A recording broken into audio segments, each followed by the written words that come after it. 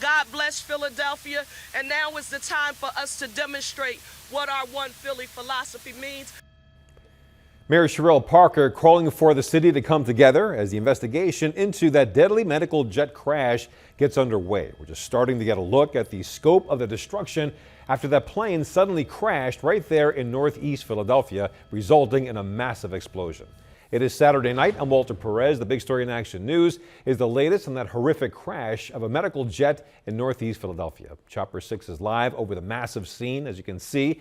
It looks more like a war zone with debris scattered for blocks. Here's what we know at this hour. At least 7 people are dead. That includes 6 people on board that plane and 1 person on the ground. 19 others were injured, but the extent of those injuries remains unknown tonight. Now, the crash resulted in a massive fire, as you've seen, that torched at least 5 homes and a bunch of vehicles as well. Federal and local investigators are now assessing the damage and debris across 4 to 6 block areas. NTSB officials say they have not yet located the Cockpit voice recorder, which could shed more light into how this could have happened. Once again, the plane took off from northeast Philadelphia Airport and crashed just 4 miles away in a very busy and populated intersection.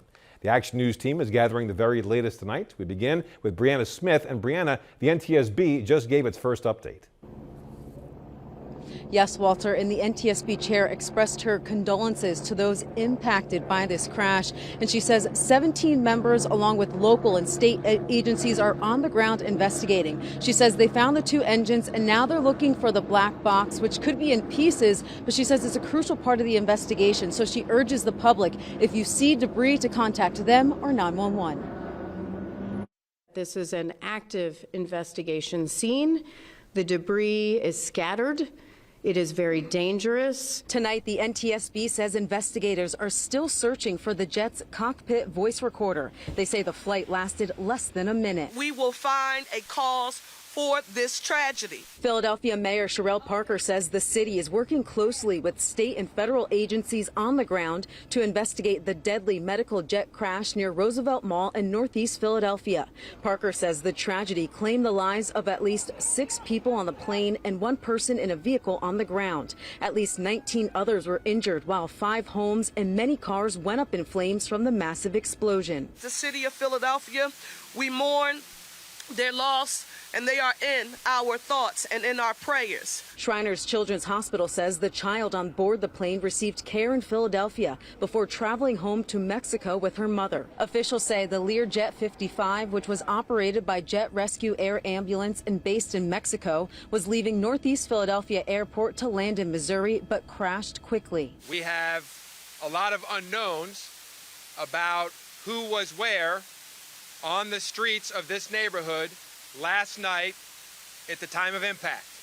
So it will likely be days or more until we are able to definitively answer the question about the number of folks who perished in this tragedy. Officials say they're now assessing the damage in the nearly 6-block wreckage area, going door to door to inspect the structures and collecting evidence. The city is working around the clock to keep people safe, to understand what happened, and to be there for those who are impacted.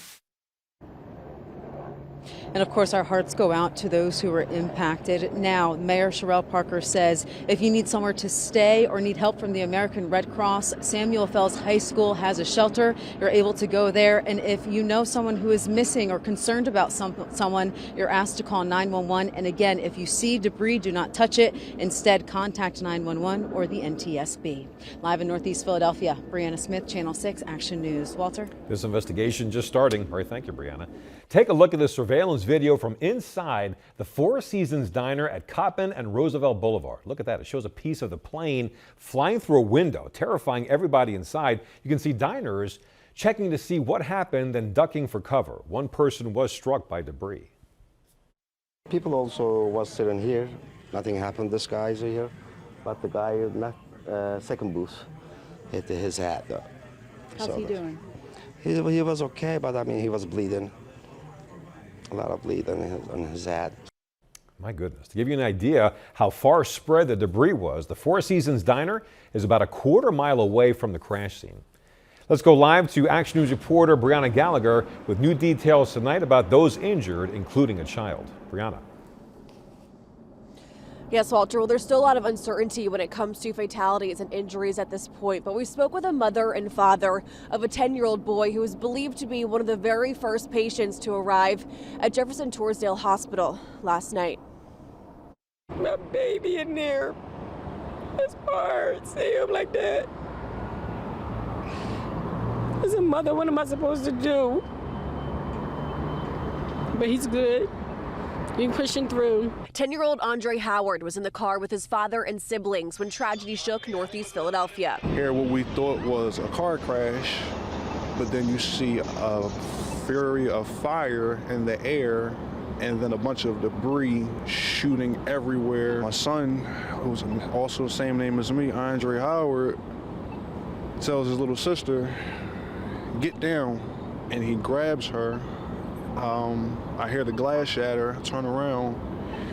There's a piece of metal sticking out of my son's head. Andre tells us he tried using a nearby building to shield them from flying debris. It was a Philadelphia police officer who helped rush them to Jefferson Torresdale Hospital for emergency surgery. They pretty much told us my son wasn't supposed to make it. Jefferson also told us that they didn't do children trauma surgeries, but they did for us, which was nothing but God. Meanwhile, the Mexican consulate and Jet Rescue Air Ambulance are working closely with local and federal authorities as they work to identify the victims of the plane crash. A few families have been trying to identify if their loved ones were in the plane. Our condolences go to the family of the patient. It's just heartbreaking. Authorities have also yet to identify the person killed in the vehicle. As far as little Andre goes, he has taken great strides overnight and is now at CHOP. I love you, and we're going to take this 1 second at a time, 1 minute, 1 day. But he's strong. He's a jokester, but he's strong. Oh, he's a superhero. He's a superhero.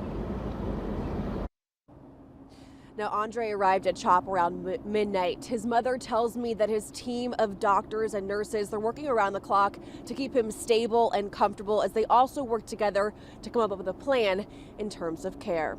For now, we're live along Cockpit Avenue in the Boulevard. Brianna Gallagher, Channel 6 Action News. Walter. We're certainly hopeful Andre will be okay. All right, thank you, Brianna. This is newly obtained Ring camera footage during the moment of the crash from across the Delaware River. Arthur Littleton sent this video showing the fireball lighting up the night sky from his home in Riverton, Burlington County. Now, a number of people witnessed the horrific crash. Action News reporter Katie Catro joins us with that side of the story. Katie. Walter, people we've been speaking with tonight say they are in absolute shock and they cannot believe that this happened right here.